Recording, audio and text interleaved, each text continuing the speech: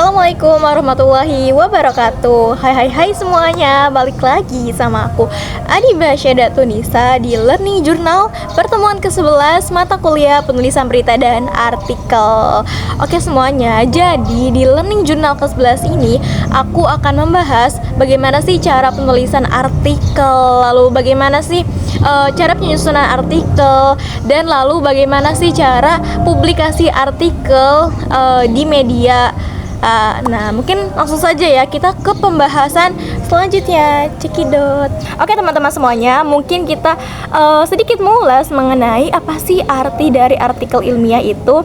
Jadi, artikel ilmiah adalah suatu tulisan yang bersifat ilmiah yang berasal dari gagasan, lalu hasil kajian, observasi yang dapat dipertanggungjawabkan secara ilmiah. Nah, mungkin kita lanjut saja ya ke penulisan dari artikel ilmiah itu seperti apa sih, bagaimana sih.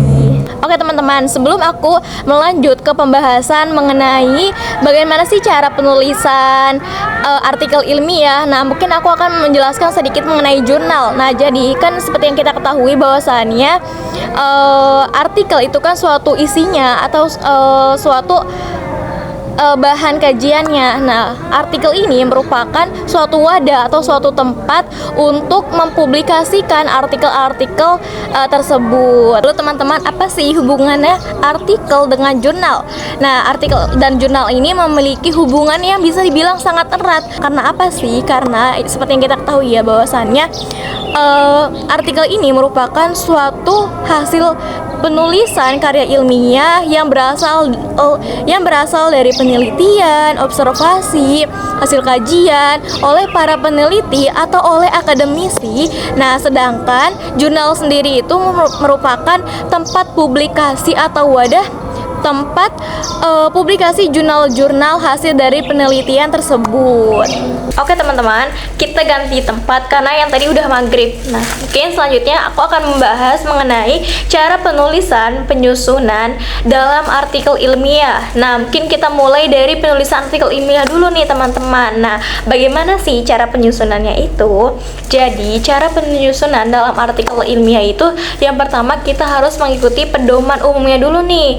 Nah, yang dimana dalam pedoman umum itu terdapat yang pertama itu naskahnya merupakan ringkasan hasil dari penelitian gitu, bukan dari plagiarisme atau comot-comot dari naskah orang gitu, itu tidak boleh. Nah, yang kedua itu naskahnya ditulis dengan huruf Times New Roman, fontnya itu ukuran 11 dan panjang naskahnya itu sekitar 8-15 halaman dan diketik dengan menggunakan satu spasi.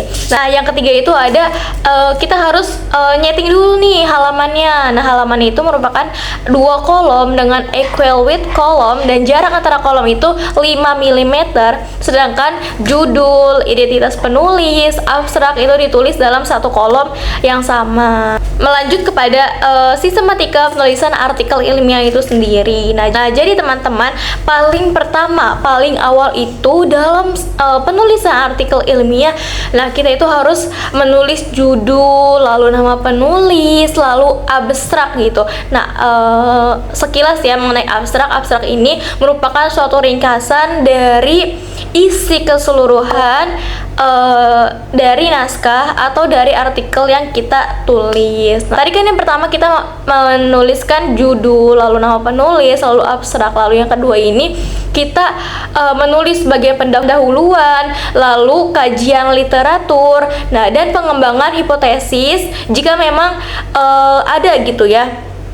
Nah, lalu cara atau metode penelitian. Nah, kita menggunakan metode apa nih dalam penulisan artikel ilmiah tersebut? Nah, lalu kita tulis nih hasil penelitian dan pembahasan mengenai bahasan yang akan kita bahas dalam artikel ilmiah yang akan dibuat, dan jangan lupa juga di akhir kita tulis kesimpulan dan saran. Nah, saran ini jika memang ada saran ya gitu, jadi kayak opsional aja gitu ya. Jika emang dalam sebuah penelitian ada yang kurang, nah boleh banget ditambahkan di dalam saran tersebut. Teman-teman, tadi kan di cara penulisan artikel itu yang pertama ada menulis judul, nama penulis, lalu identitas. Nah, bagaimana sih huruf-hurufnya itu harus berapa, lalu fontnya ditebalkan atau tidak. Nah, di sini akan kita bahas nih. Jadi, judul itu harus dicetak dengan huruf yang besar atau dengan huruf kapital semua, teman-teman. Dan harus dicetak tebal atau di bold gitu. Jadi biar tahu nih bahwasannya ini tuh sebuah judul.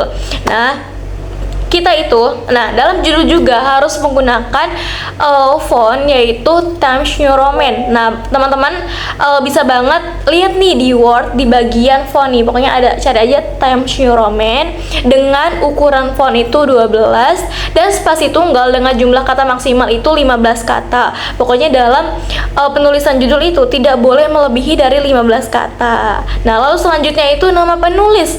Nah, nama penulis ini ditulis di bawah judul nih, jadi judul lalu nama penulis. Nah, ditulis tanpa gelar. Nah, tidak boleh disingkat ya teman-teman, dan diawali dengan huruf kapital. Nah, pastinya ya kita kalau misalkan mau menulis nama orang pasti harus diawali dengan huruf kapital. Nah, tanpa diawali dengan kata oleh gitu. Nah, lalu selanjutnya yang terakhir itu ada nama perguruan tinggi dan alamat email. Semua penulis itu ditulis di bawah nama penulis.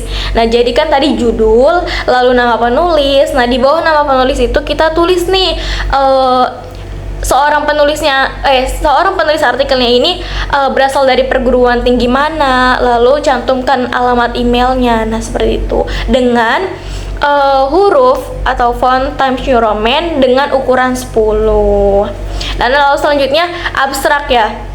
Nah, tadi kan sudah dijelaskan ya, abstrak ini merupakan sebuah permasalahan gitu ya, atau sebuah latar belakang hasil dari penelitian gitu. Nah, di cara penulisan artikel juga dibahas, kita tuh harus mencantumkan yang namanya abstrak. Nih, abstrak ini merupakan atau berisi inti permasalahan dari artikel ilmiah yang kita buat, atau latar belakang penelitian, nah, atau cara penelitian yang kita lakukan gitu.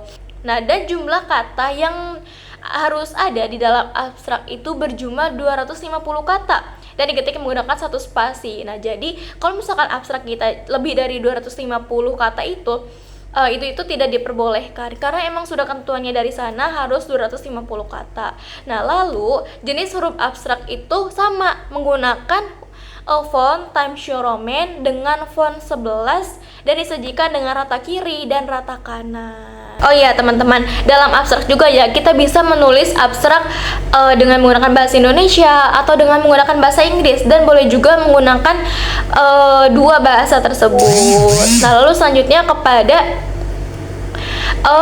kata kunci. Nah, biasanya kan setelah kita menulis abstrak, nah pasti ada kata kunci, yang dimana kata kunci ini berfungsi untuk memudahkan para pembaca atau para pembaca dalam menemukan artikel yang emang dituju gitu. Misalnya teman-teman, nah kita melanjut kepada penyusunan artikel ilmiah. Nah, teman-teman ada yang tahu nggak bagaimana sih cara penyusunan artikel ilmiah? Nah, jadi nih ya, yang pertama itu dalam penyusunan artikel ilmiah ada yang namanya perencanaan dan pemilihan topik nih. Jadi kita tuh harus menentukan topik yang memang relevan gitu, pilih topik yang menarik, karena kalau misalkan nggak menarik kan seperti yang kita ketahui ya gitu, bahwasannya kalau misalkan kita menggunakan topik yang menarik, pasti orang-orang itu lebih banyak membaca artikel kita gitu, lebih tertarik.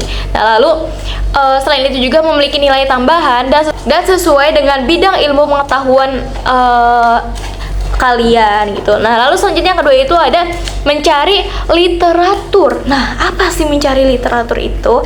Nah, jadi ya, kita itu harus melakukan penelusuran literatur untuk mengetahui apa sih yang sudah dilakukan, terus apa sih yang belum dilakukan, dan apa yang bisa kita kontribusikan gitu ya dalam sebuah penelitian untuk artikel ilmiah ini. Nah, lalu yang selanjutnya itu membuat kerangka awal. Nah, kita itu harus membuat kerangka awal nih untuk memandu penulisan artikel ilmiah kita. Nah, termasuk dalam pendahuluan, lalu metode penelitiannya, nah lalu menyusun hasil dan pembahasan dari penelitian yang sudah kita lakukan. Nah, serta yang terakhir itu menulis kesimpulan. Dalam pendahuluan juga nih ya, kita itu mencantumkan latar belakang masalah dari penelitian tuh apa, lalu kita jelaskan nih mengapa topik ini tuh penting atau relevan, lalu kita tuh menjelaskan tujuan dari penelitian yang kita lakukan tuh untuk apa gitu, lalu apa sih yang ingin kita capai dari penelitian yang kita lakukan itu. Nah, lalu selanjutnya itu menyajikan rumusan masalah atau pertanyaan penelitian. Lalu selanjutnya kepada metode nih, kan biasanya banyak banget ya dalam penelitian itu ada yang menggunakan metode kualitatif atau metode kuantitatif nih. Jadi kita harus tahu terlebih dahulu nih kita ingin menggunakan metode yang mana gitu. Jangan tiba-tiba kita penelitian terus baru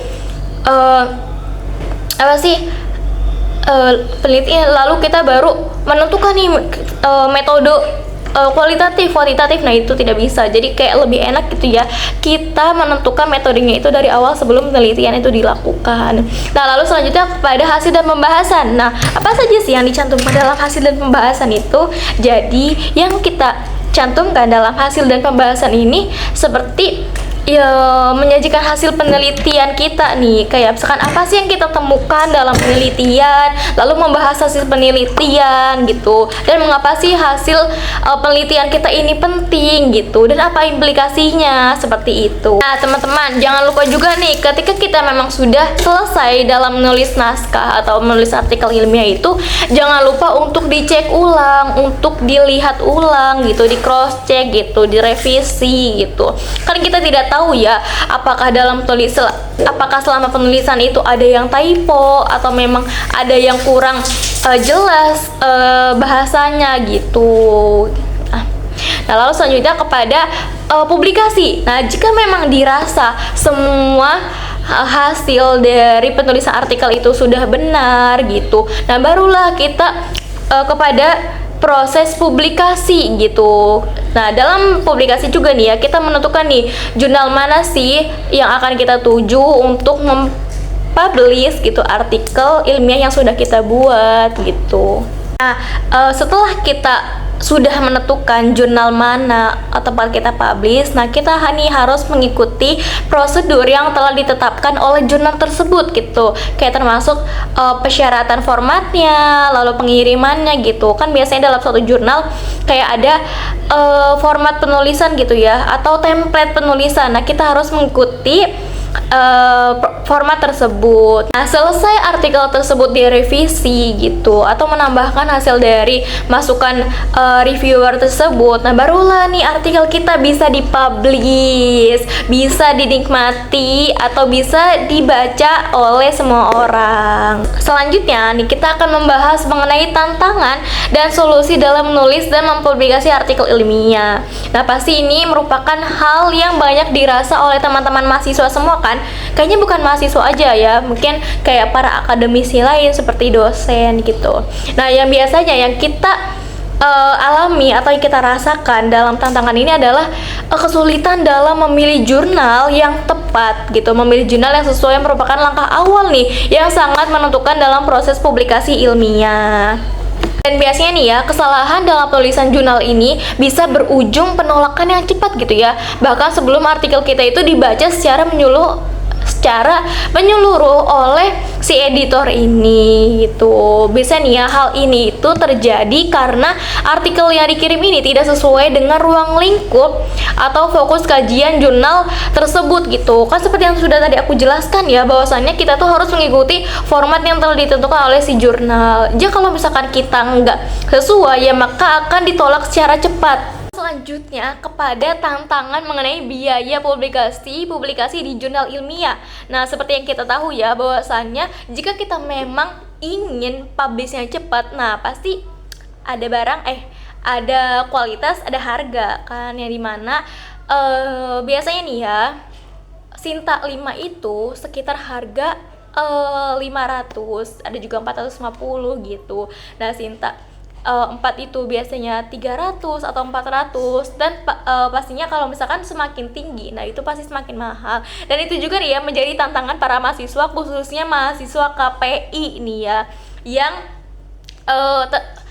yang memiliki tugas untuk publish jurnal nih ya, karena banyak banget nih yang ngeluh publishnya mahal lah, inilah, tapi emang bener mahal gitu ya bagi kami para mahasiswa gitu ya, kayak tidak ramah di kantong mahasiswa.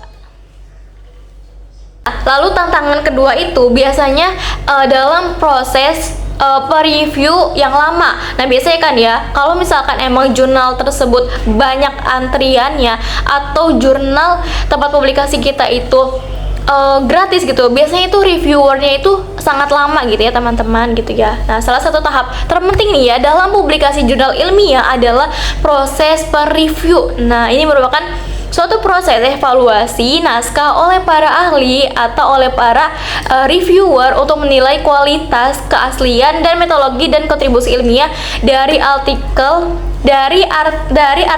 yang diajukan.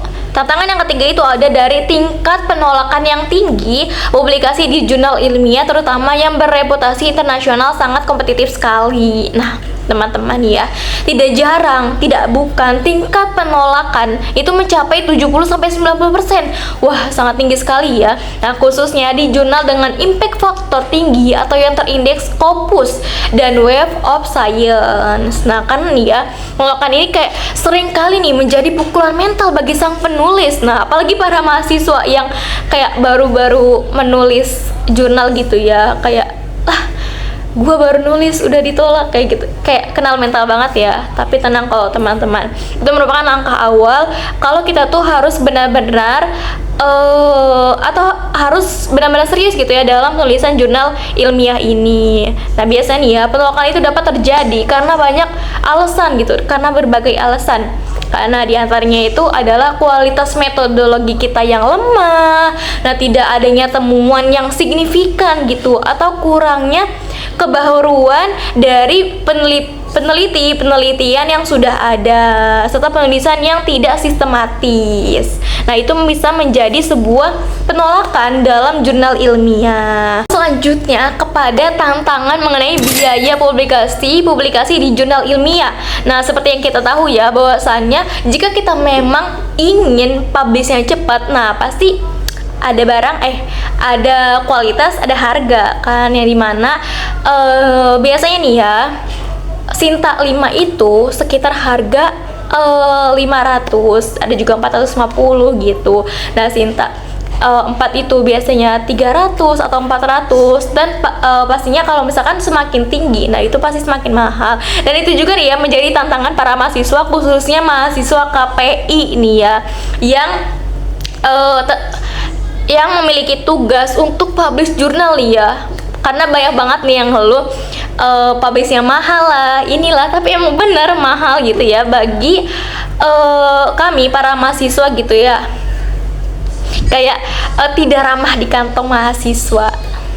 Oke teman-teman, mungkin itu aja review materi di pertemuan ke-11 ini dari aku, Adi Basyada Tunisa. Sampai jumpa di Learning Journal selanjutnya. Pokoknya buat teman-teman semua, jangan bosan-bosan untuk dengerin aku mereview materi di setiap minggunya. Nah, sampai jumpa. Wassalamualaikum warahmatullahi wabarakatuh.